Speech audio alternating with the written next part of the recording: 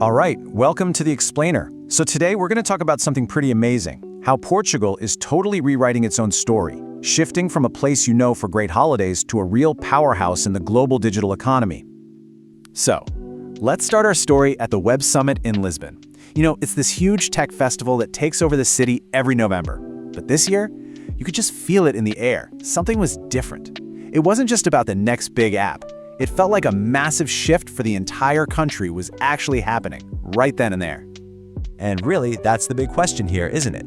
When you look past all the hype and the bright lights, what does this digital revolution truly mean for the people of Portugal, for its economy, and for its place in the world?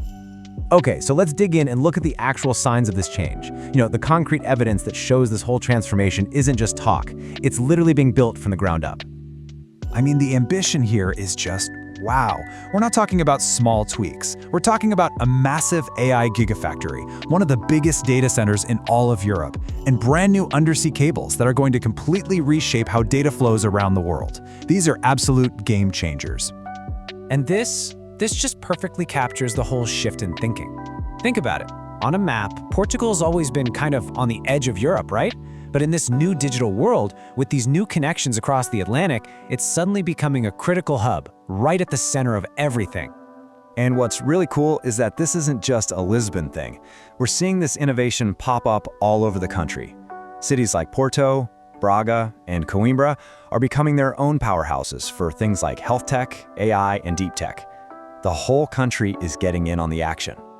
All right, so we've seen the projects, but what about the numbers? Because, feelings are one thing, but the data really tells the story here, and it's a powerful one. Get this, more than 5,000 active startups. That's not just a few success stories. That's a full-blown, thriving ecosystem of innovators and entrepreneurs who are building Portugal's new economy, brick by digital brick. And here's the kicker. That whole scene, it already makes up 1% of the entire country's GDP. I mean, 1%. That might not sound like a lot, but it's huge. This isn't a side project anymore. It's a core engine of the national economy. So you can bet that this kind of explosion in growth hasn't gone unnoticed. The rest of Europe, especially the EU, is really paying attention to what's happening in Portugal, almost like they're seeing a blueprint for the future. And it makes perfect sense, right? Because Portugal has this perfect storm of assets for the future. You've got a strong commitment to clean energy, a growing pool of really skilled people, and, as we just saw, that top-tier global connectivity. It's the trifecta. But and this is a big but, it's not all smooth sailing. This incredible future isn't guaranteed. To get there, the country has to face some really tough, deep-seated challenges. See, you can't just build a new economy with fiber optic cables and data centers. It goes way deeper than that. You need schools that teach kids how to be creative, not just how to memorize facts.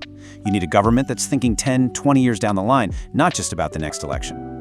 You need cities that cut the red tape and companies that know how to treat their talent right so they actually stick around. So you see, Portugal is standing at a major crossroads. The two paths ahead couldn't be more different. One path leads to success, where they actually reverse the old brain drain and become a magnet for talents.